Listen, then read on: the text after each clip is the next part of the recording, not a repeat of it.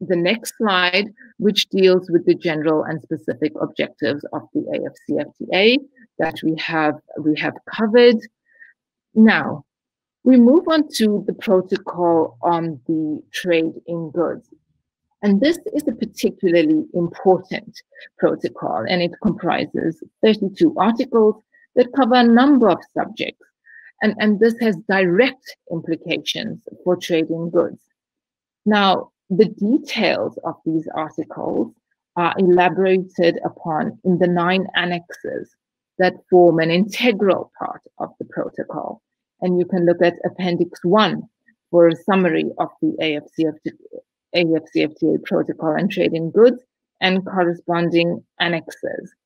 The key provisions of the protocol on trade in goods include elimination of duties and quantitative restrictions on imports, rules of origins, imports shall be treated no less favorably than domestic products, the elimination of non-tariff barriers, cooperation of customs authorities, trade facilitation and transit, trade remedies, protections of infant industries and general exceptions, cooperation over product standards and regulations, technical assistance, capacity building, and cooperation.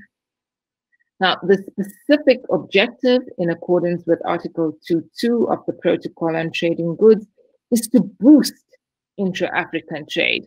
And this really is to be done specifically through the progressive elimination of tariffs, through the progressive elimination of non-tariff barriers, through enhanced efficiency of customs procedures, trade facilitation and transit, through enhanced cooperation in the areas of technical barriers to trade and sanitary and phytosanitary measures, through the development and promotion of regional and continental value chains, and through enhanced socioeconomic development, diversification, industrialization across the continent. Now, the AfCFTA agreement is anchored in trade liberalization. And at the core of the Protocol on Trade in Goods is Article 7. And Article 7 requires state parties to progressively eliminate import duties or charges having equivalent effect on goods originating from the territory of any other state party in accordance with their tariffs of schedules of tariff concessions in Annex 1. The modalities for tariff liberalization under the AfCFTA requires that 90% of all tariff lines will be fully liberalized over a 10-year period for least developed countries and over a 5-year period for non-least developed countries. And for an additional 7% of goods, tariff cuts will be phased over 10 years for non-LDCs and over 13 years for LDCs. A final 3% of excluded products will retain their tariffs to allow flexibilities for state parties with particular sensitivities, but this will be subject to review every 5 years. Now, there is the so-called G6 group of countries comprising Ethiopia, Madagascar, Malawi, Sudan, Zambia, and Zimbabwe that are allowed extra flexibility in terms of reducing their tariffs. And these countries can reduce tariffs on 90% of goods over a longer period of 15 years. And if you look closely, you will also see the import flexibilities that are outlined of the AfCFTA that are outlined in the table provided in your module. The AfCFTA Annex Rules of Origin has not been finalized as yet. Now, rules of origin are a foundational component of a free trade area. And in the context of the AfCFTA, the rules of origin seek to ensure that tariff preferences derived from the AfCFTA benefit only goods made in member states. And the objective really is to avoid tariff circumvention. And it's important to note that there are two methods for determining the originating status of a product. It may be wholly obtained, meaning entirely produced in the territory of a state party, in terms of Article 5 of Annex 2, or sufficiently worked or processed, in terms of Article 6, Annex 2. And this means sufficient value has been added to the product as per agreed criteria. We then move on to the Protocol on Trade in Services. Now, the aim of the Protocol on Trade in Services is really to create a single liberalized market through this protocol. And the Protocol on Trade in Services seeks to create the single liberalized market through two channels. And these channels include a framework for the progressive liberalization of services sectors and a framework for common disciplines. Now, the Protocol on Trade in Services provides specifically for detailed commitments by state parties in each service sector and for each mode of service delivery. But beyond these commitments, member states have also agreed to complement their commitments in all sectors with common sectoral regulatory cooperation frameworks. And it's important to note that key provisions of the Protocol on Trade in Services include transparency of service regulations, mutual recognition of standards, licensing and certification of services suppliers, progressive liberalization of services sectors, services suppliers shall be treated no less favorably than domestic suppliers in liberalized sectors, and provision for general and security exception. Now, if you look very closely at box 3, this sets out Article 3, which outlines the objectives of the Protocol on Trade in Services. I won't go through that, but I would request that you look very closely on what the objectives of the Protocol on Trade in Services are. Now, there have been 5 priority sectors that have been agreed upon for the upcoming negotiations. And these include business services, financial services, communication services, transport services, tourism, and travel. AfCFTA services negotiations are to be pursued on a reciprocal basis, but this does not preclude autonomous liberalization of sectors by state parties.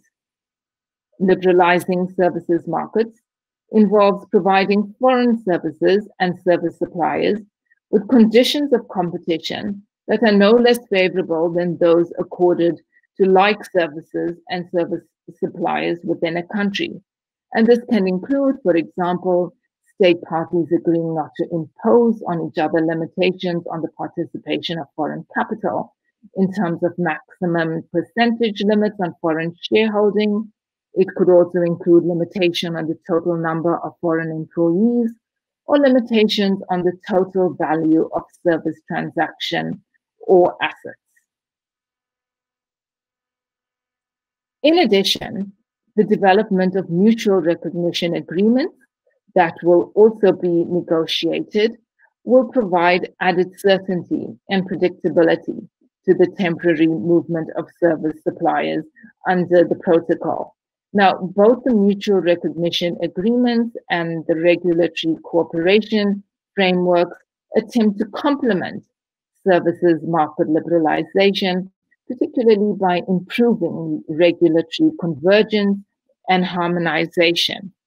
And the architecture of the Protocol on Trade in Services is set out in Appendix 3 of Module 1. We then go to the Protocol on Rules and Procedures on the Settlement of Disputes, and you will see here that a dispute settlement mechanism of the AfCFTA is is particularly important in providing security and predictability to the regional trading system. And Article 20 sets out the administration of the dispute settlement mechanism. And in the main, this protocol aims at ensuring that the dispute settlement process is transparent, that it's accountable, that it's fair, predictable, and consistent with the provisions of the agreement. And as I mentioned, the dispute settlement body is established in accordance with Article 20 of the agreement to administer the provisions of the protocol. The next slide sets out the institutional framework for implementing the AfCFTA agreement. And we see at the top, there's the African Union Assembly. We then have the Council of Ministers. We also have the Committee of Senior Trade Officials, the Committee on Trade and Services, Dispute Settlement Body, and the Committee on Trade in Goods. Subsequent slides then set out what the responsibilities of each of these mechanisms would entail. The Assembly is the highest decision-making organ of the AU, and the Assembly will provide oversight and strategic guidance on the AfCFTA, and this includes the action plan for boosting intra-African trade, or the BIAT, that we spoke about earlier. And the Assembly really has the exclusive authority to adopt interpretations of the AfCFTA on recommendations of the Council of Ministers. We then have the Council of Ministers that is really responsible for decision-making. This Council of Ministers is the main decision-making institution for the AfCFTA and reports directly to the Assembly through the Executive Council. The Council of Ministers comprises ministers responsible for trade or other ministries, authorities, or officials duly designated by state parties. Now, the mandate of the Council of Ministers is set out in Article 11 and includes supervising the AfCFTA Secretariat and committees, issuing directives and regulations, considering and proposing financial and structural decisions for adoption by the Assembly. And it includes only state parties to the AfCFTA agreement, because it really ensures that the AfCFTA is administered specifically by state parties that have both signed and ratified the AfCFTA agreement. The Committee of the Senior Trade Officials, and specifically the responsibilities of the Committee of the Senior Trade Officials, is set out in Article 12 of the AfCFTA agreement. And this includes, and this comprises the principal secretaries or other officials designated by each state party. It acts as the clearinghouse for technical decisions, and its mandate of the mandate of the Committee of Technical Trade Officials, as I said, is set out in Article 12, and it includes ensuring the implementation of council decisions, particularly by supervising relevant subcommittees and directing the Secretariat to undertake specific assignments. Now, reporting in turn to the Committee of Senior Trade Officials are the committees for the protocols on trade in goods, trade in services, and upon their conclusion, institutions that will be established in terms of phase 2 protocols. And beneath the committees are subcommittees, which are which are formulated and developed to assist the committees, both in terms of their functions that are related to the various annexes to the protocols. And of course, we have the very important AfCFTA Secretariat that is established in Ghana. According to Article 13 of the AfCFTA agreement, the Secretariat is to be fully functional and an autonomous institution within the AU system with an independent legal personality. And Mr. Wamkele Mene was appointed the Secretary General of the AfCFTA at the 33rd Ordinary Session of the Assembly of the Union in February 2020. Now, the mandate of the AfCFTA Secretariat includes, amongst others, facilitating the efficient conduct of business of the AfCFTA, developing the work program and the annual budget, and implementing the decisions of the ministers and heads of state and government. It also includes coordination, facilitation, and provision of technical and administrative support for the implementation of the AfCFTA agreement. We then move on to the regional or national AfCFTA national committees. Now, coordination will be central to effective AfCFTA implementation, and the national implementation mechanisms, ideally within the structure of the AfCFTA national strategy, can harmonize and consolidate a country's approach to implementation.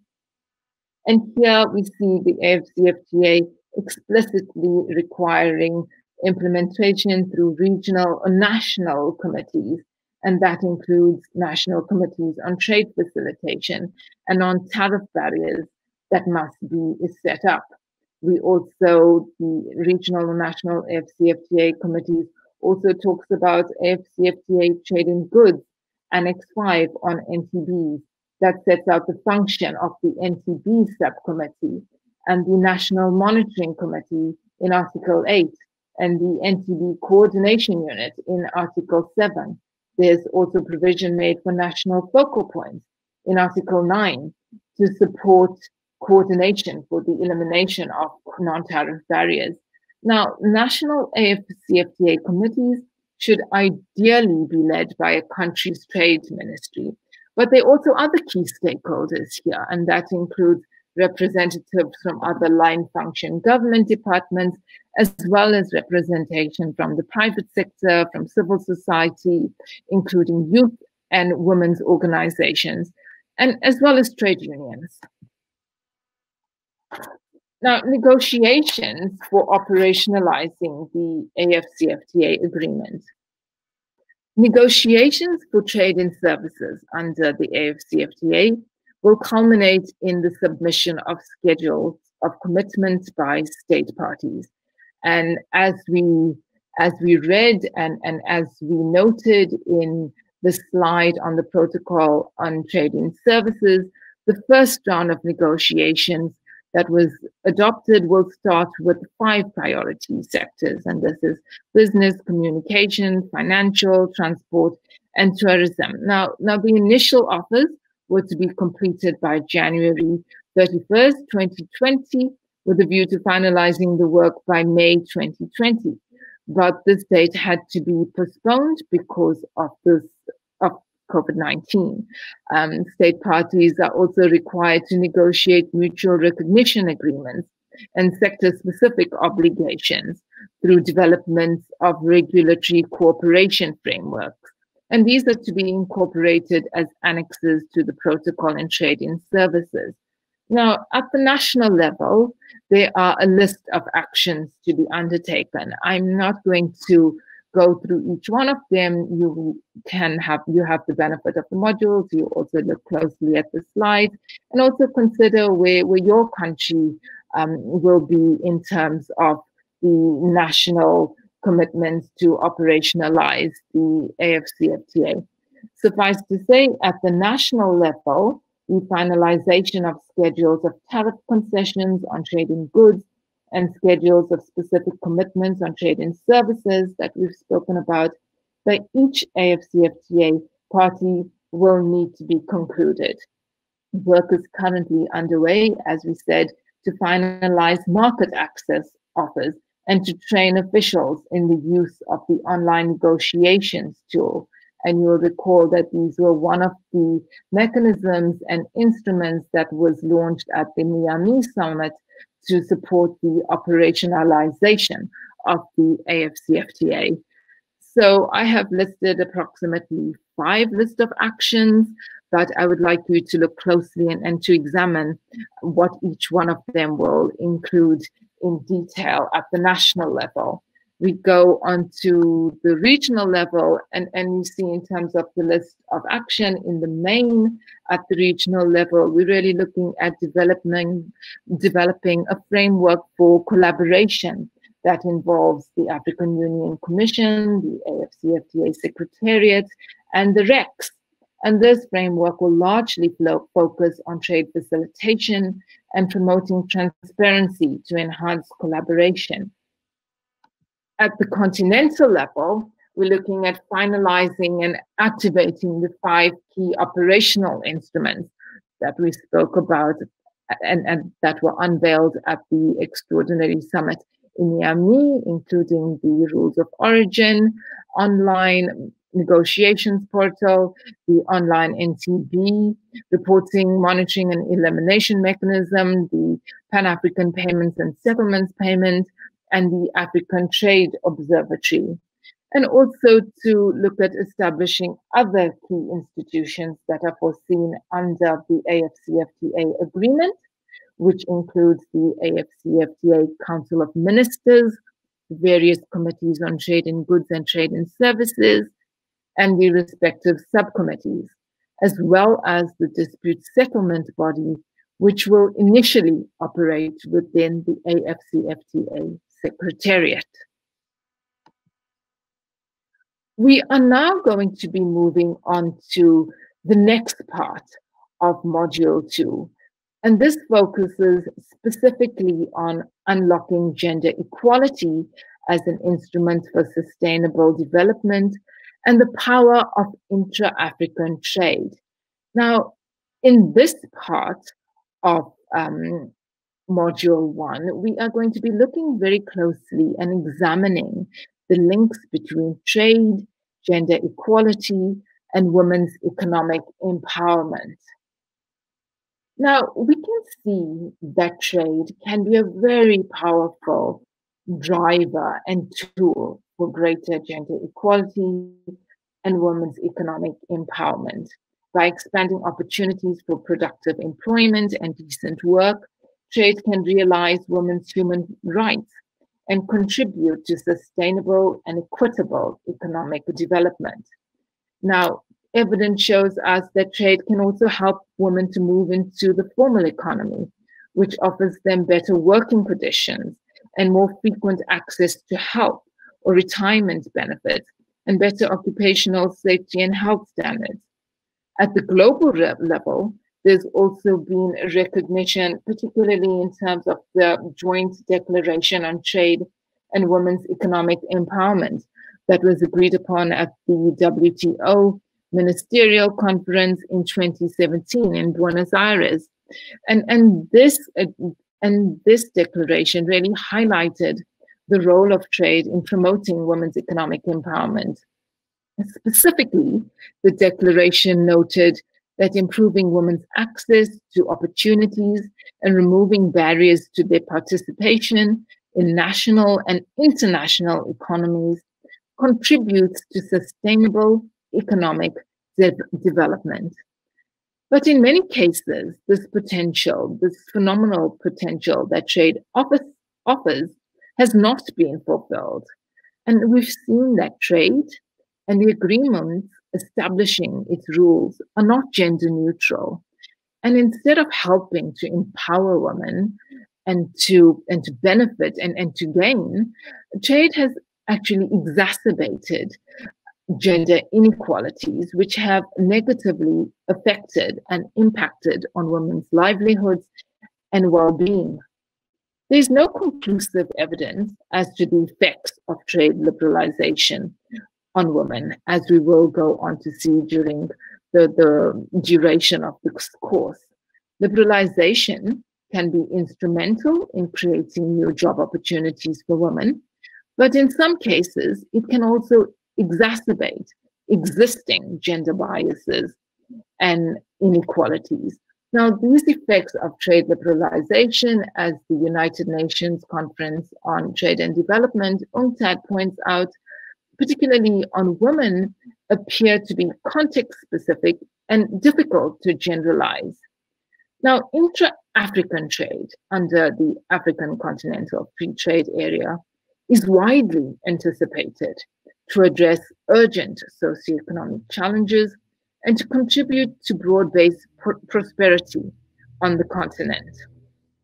Recognized as an enabler of inclusive economic growth and sustainable development, the AfCFTA can really play a critical role in addressing the drivers of insecurity, such as poverty, growing inequalities, and the marginalization of vulnerable groups, and this includes women. But it's very important for us to reflect on this.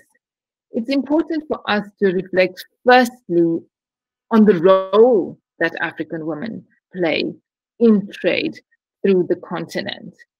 As we all know, women in our countries play a significant role in trade and make a strong contribution. But they also, at the same time, confronted with multiple forms of discrimination and pervasive inequalities within trade. And these inequalities result in women across the continent being disproportionately among the left behind. But at the same time, as you will all agree, African women remain a powerful force for development and for growth.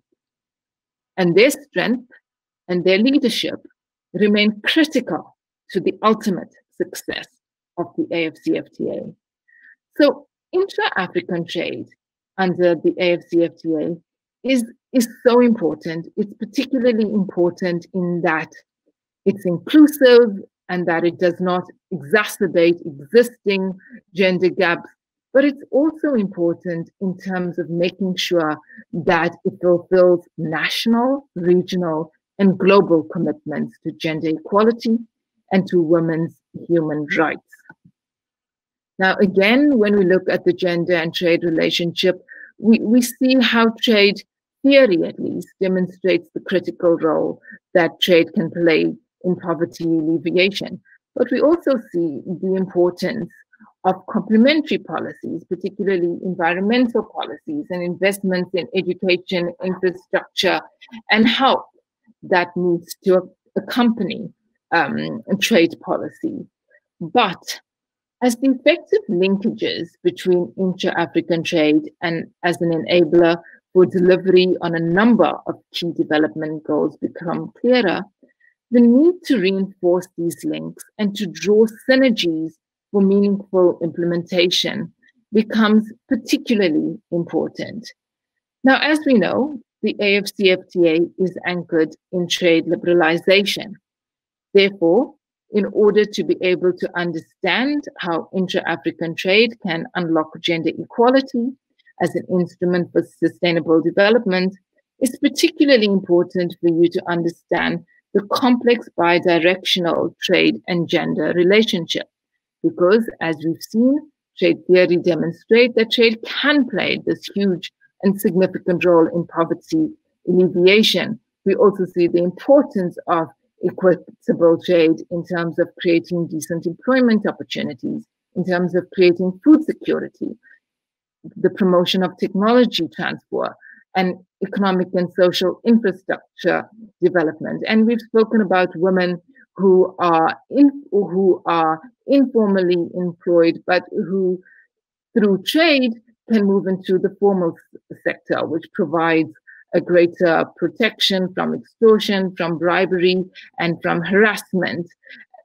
But they also, for this, and as we will see throughout the course, will need access to quality training, to education, to market access and information. So we have seen that trade affects women's economic empowerment, and this is a central message and a central theme that we will be going back to throughout the course. Trade affects economic empowerment, and gender inequality affects trade outcomes.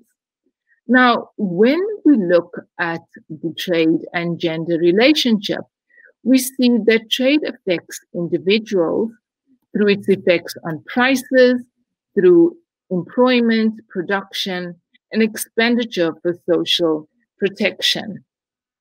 And it's important to adopt a gender-aware perspective when examining trade outcomes, as this draws attention to differences across economic, social, and cultural contexts, and it also helps to explain how gender intersects with other sources of disadvantage. Now, I'd like us to pause here for a minute, and I'd like you to reflect on the situation in your own countries, because we are going to go back to the fact that women are not a homogeneous group, and women play many key roles in trade as workers, as producers, as traders and consumers and taxpayers entitled to public services. And women are affected in these various roles by and affect trade directly and indirectly. Now, women's circumstances, as you all know, and once again, draw the connections to women in your country. Look at their circumstances, look at the opportunities and constraints that differ according to rural urban characteristics, according to social and cultural factors. I look at my situation as a South African, and I see how women's circumstances in South Africa differ, how Black African women, their circumstances differ from South Africans of Indian origin, of South Africans of white origin. So it's very important to interrogate circumstances, opportunities, and constraints that differ according to the various subgroups that women belong to and according to women's various circumstances. And of course, while functioning in these economic roles, women are often exposed to different and potentially reinforcing forms of gender inequality that places them at a particular disadvantage in the market economy. And once again, I look at my country, I look at South Africa, and I look at Black African women, and I look at the particular disadvantage that they have and they are exposed to in the market economy by virtue of their race. And I really want you once again to bring this back home and to translate the theory, to translate the theory that we are learning and that we are deriving from the various resource materials to the constraints, to the circumstances that confront women in your country. Now, when we look at the interaction between trade and gender, we see that trade impacts on gender through 3 specific channels. And the United Nations Conference on Trade and Development, UNCTAD, has done a significant and has undertaken a significant body of research in this area. And their research, which is provided for in the course materials, both in the references and in the suggested reading list, shows that trade may lead to changes in the structure of production of a country. Some sectors expand because of new export opportunities, and other sectors contract because of import competition.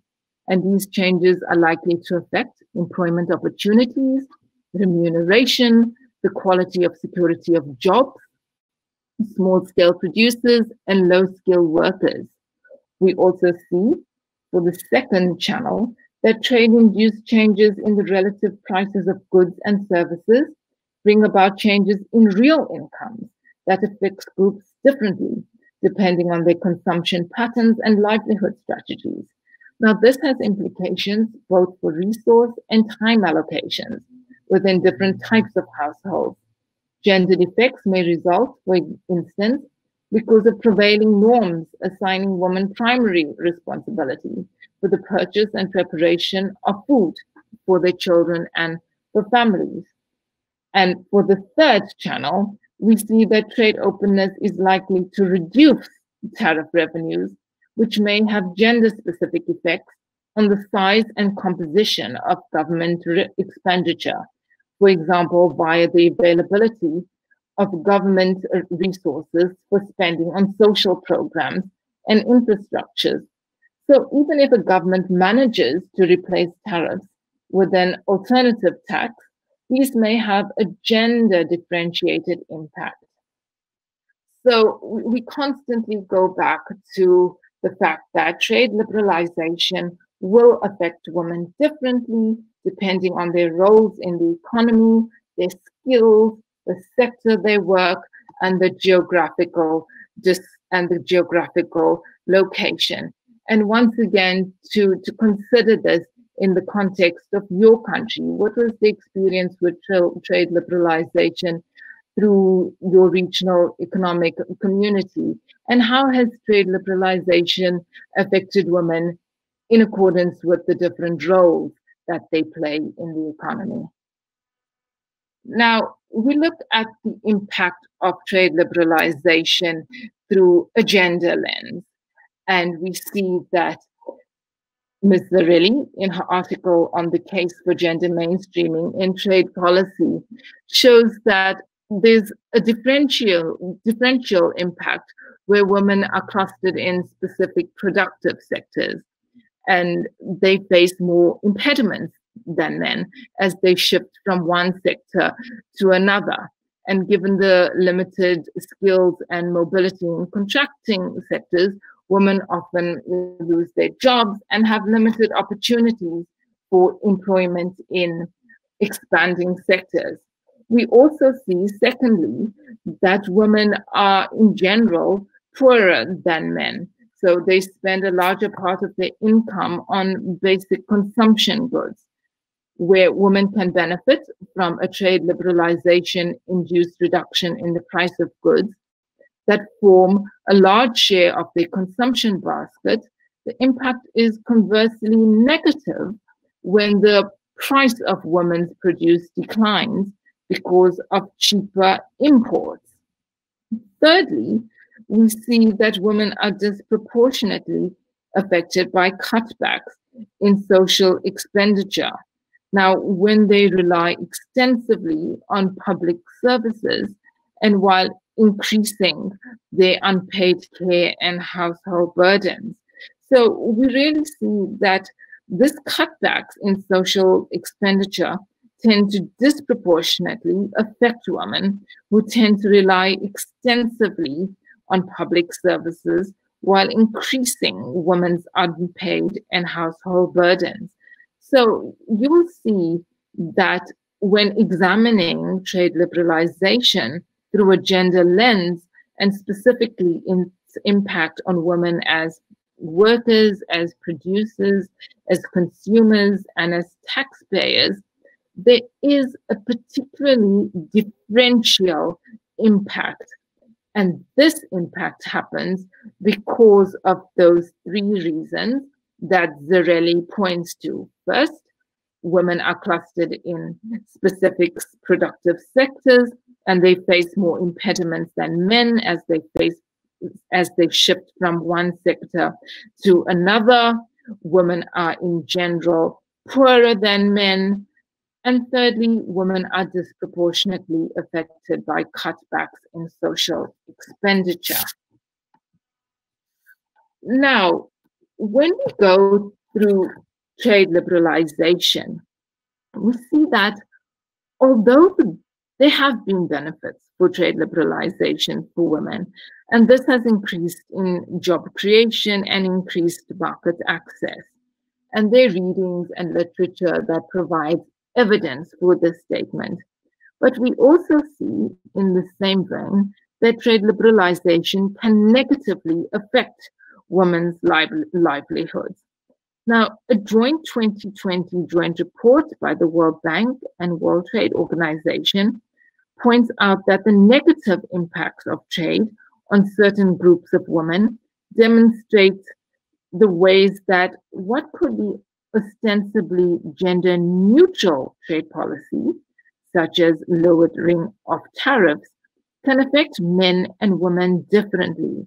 And once again, they are affected differently depending on their roles in the economy, their skills, the sector that they work in, and their geographical region. But because women hold a disproportionate share of lower skilled jobs, they can be particularly vulnerable to trade-related shocks, such as trade liberalization. And Trans Nguyen, in her seminal work in 2004, concludes that trade liberalization impacts on different sectors of production, which can gain or lose from international trade, on certain categories of workers or population, which have fewer capabilities to absorb adjustment costs, on international competitive pressure to reduce costs of production, which affects workers differently depending on their skills or specialization, and on the employment opportunities of women workers who might find increased employment opportunities in export factories, but these benefits may be very short-lived. Now, we also see from the Concord organization in their Women's Rights and Trade report, which found that trade and investment liberalization, particularly in the global south, was found to have created jobs in export sectors such as garments, textiles, shoes, and agriculture. But these jobs were low skilled, they were low paid, and characterized by poor working conditions. We also see that if a country's comparative advantage is in male-dominant sectors, that includes technology or industry-driven sectors, that benefits to female employment may not materialize at all. So I'd urge you to look very closely both at your modules and look at the readings in the references and in the suggested readings to understand the differential impacts of trade liberalization on men and on women. Now, if we look at the implications of gender inequalities for trade, and this is specifically when examining the other side of the two-way relationship, which reveals the implications of gender inequalities for trade. Now, the United Nations Development Programme identifies the following three major differences with significant implications for trade outcomes and economic growth. And this includes unequal access to assets, including land and finance, which limits women's investment options, restricting trade opportunities and economic growth, labor remuneration, which affects the allocation of labor inside and outside the household, hence trade impacts opportunities and economic growth, and the lack of investment in human capital, which reduces productivity, limits economic efficiency, and restricts trade and economic growth. And when we look at these gender-based inequalities, we see how they directly hinder trade performance. We see how wage inequalities may have, but we also see how wage inequalities have had a positive impact on export growth. In Bangladesh and Vietnam, for example, gender inequality in wages was found to stimulate growth, with evidence indicating very similar trends in export processing zones of Asian countries. And if you look at your reading list, you will see that this has also been the case for export processing zone in certain African countries. But we also see that gender appropriate work and the certain feminine skills has facilitated the entry of women workers into low value added segments of export production. And UNCTAD in research, particularly in 2015, notes that export expansion in labor intensive goods in manufacturing and agribusiness may advantage women in terms of wage employment, but the competitive advantage of firms that employs women has depended for a large part on women's lower pay and poor working conditions, as well as the subordinate social position of women relative to the position of men. Now, UN Women has drawn our attention to the fact that many governments have selected to pursue macroeconomic policies that pursue a growth strategy that relies in part on gender wage gaps to boost competitiveness, as women are disproportionately employed in labor-intensive, export-oriented activities. But that this growth strategy really serves to reinforce gender hierarchies in employment and fuels the perception of women as less skilled and as secondary women. And UN Women highlights the importance of macroeconomic policies and trade policies that keep women confined to low income and less skilled employment. The fact that these policies may have strong economic or may have particularly strong export growth performance outcomes, but they have particularly detrimental outcomes for gender equality. And in the long term, they will always be unsustainable, because promoting gender equality is an essential precondition to ensuring the equal and successful economic participation of women and men. And we will see that growth that promotes gender inequality can never be sustainable in the long term.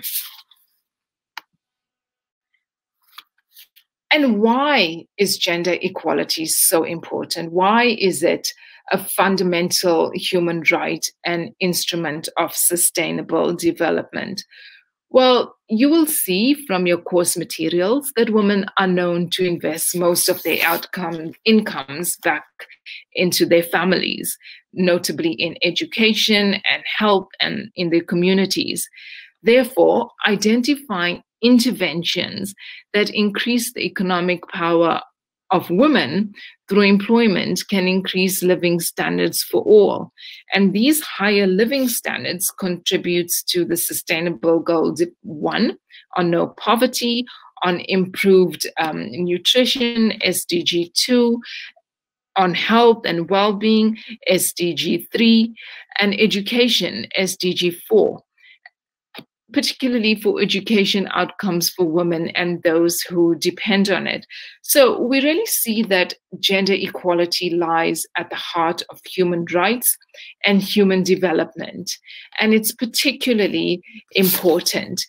And I think it's important to reflect on the fact that, yes, there is a rights-based argument and an economic efficiency argument for gender inequality. And the rights-based equity argument recognizes that women continue to face disadvantages compared to men in all areas of economic life, that various types of inequality deprive women of choice and opportunities in employment, and a rights-based equity rationale argues for the need to address discrimination confronting women as a matter of fundamental rights and justice. There's also the economic efficiency rationale that suggests that women can play a critical role as economic agents capable of transforming societies and economies. And the fact that equality is not just an intrinsic value and right in itself, but is instrumental in achieving economic growth and poverty reduction. And the economic efficiency rationale affects and affirms gender equality as smart economics. And of course, as I mentioned, and as you will be reading about throughout the course, the economic empowerment of women unleashes their socio-economic potential as a force for development. But I think it's also very important for us, before we move on to the sustainable development goals, for us to also reflect on gender equality commitments in our own continent and by our own African countries. Because, colleagues, participants, as you will know, African states, including your own, are party to a number of regional and universal and national human rights instruments that promote and protect the rights of women and girls in Africa. Now, in line with international obligation, states are required to take steps to ensure that women's human rights are respected by law and to eliminate discrimination and inequalities that negatively impact and affect women's rights. The African Union is also taking firm steps to promote gender equality and women's economic empowerment on the continent, as evidenced by the AU Constitutive Act. And we will also see that gender equality and the empowerment of women and youth are among the 7 aspirations set out in the AU's Agenda 2063. And particularly Aspiration 6 emphasizes the importance of inclusive societies and equal participation. And you see here the link between equal and inclusive societies, particularly in ensuring that the equal participation of all segments of the continent's population in an Africa whose development is people-driven, relying on the potential offered by African people, especially its women and youth, and caring for its children. So Agenda 2063 is critically important, and it forms the basis for the contribution by African countries to the 2030 agenda and to the Sustainable Development Goals. And we see here in this slide that the 2030 agenda is very clear that there can be no sustainable development without gender equality. And SDG 5 is the standalone goal on gender equality and women's economic empowerment, and SDG 5 has 9 associated targets with direct links to economic empowerment. But as I said, attention really needs to be paid to the fact that while we have gender equality as SDG 5, there are also specific commitments that African governments have made on gender equality that are reflected in national laws, in policies and programs. So it's particularly important when reflecting on SDG 5 and other SDGs contained in the 2030 agenda to take it back to national domestic priorities. And what are the national priorities, sustainable priorities enshrined in national development plans and other national development strategies that your country has committed to? And of course, we see SDG 8 and decent work and economic growth, and the fact that women are known to invest their incomes in their families and communities, and how this can increase the economic power of women, and the fact that this employment can raise living standards for all and contributes to the following outcomes for women that enhances and accelerates realization of the SDGs, and particularly on SDG 1. So when we bring this back, when we bring gender trade sensitive policy back to AfCFTA policy, we see that the AfCFTA has the potential to accelerate the economic empowerment of women as a fundamental component of gender equality by expanding opportunities for women's employment. We see that in boosting intra-African trade and industrialization, while advancing gender equality and women's economic empowerment goals, the AfCFTA can contribute not just to inclusive growth, but to gender inclusive growth as the cornerstone at the heart of sustainable development.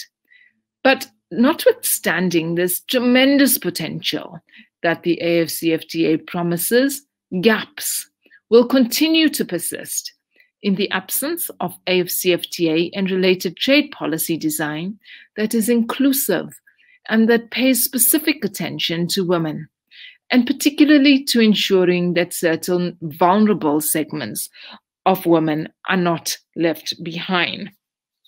So while the AfCFTA has this tremendous potential to accelerate the economic empowerment of women, this will not happen. And we see this particularly in the context and in the aftermath of COVID-19, which makes it increasingly unlikely that governments will achieve Sustainable Development Goal 1 to end poverty in all its forms, or any of the related goals and associated targets.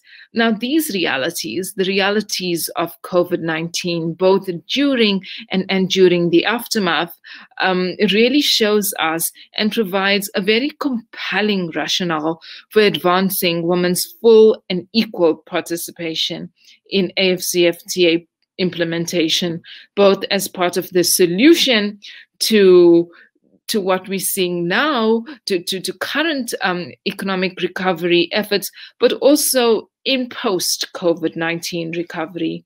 So gender-responsive policies and gender-responsive AfCFTA policies that explicitly consider the gender-specific effects of COVID-19 and supports women's decent employment creation must be prioritized during and in the aftermath of the crisis. Because participants, we will see that if we don't do this, notwithstanding the tremendous potential that we have learned about, that we have read about, that we will continue to unpack and better understand of this historical Pan-African initiative, notwithstanding this potential, there will be gaps. There will be gender inequalities that will be exacerbated, that will increase, particularly in the aftermath of COVID-19. So understanding the importance of gender-responsive AfCFTA policy is particularly important. Now, I'd like to recap on our key messages.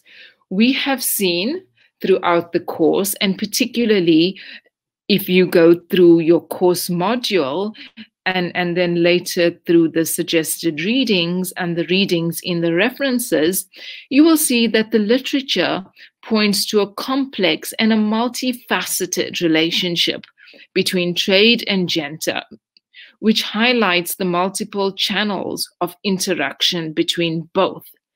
Now, bringing it back to the context of the AfCFTA, it's very important to consider the following. Gender equality and women's empowerment are fundamental dimensions of sustainable development, with research underscoring the instrumental value of gender equality in benefiting communities, domestic economies, and the global economy.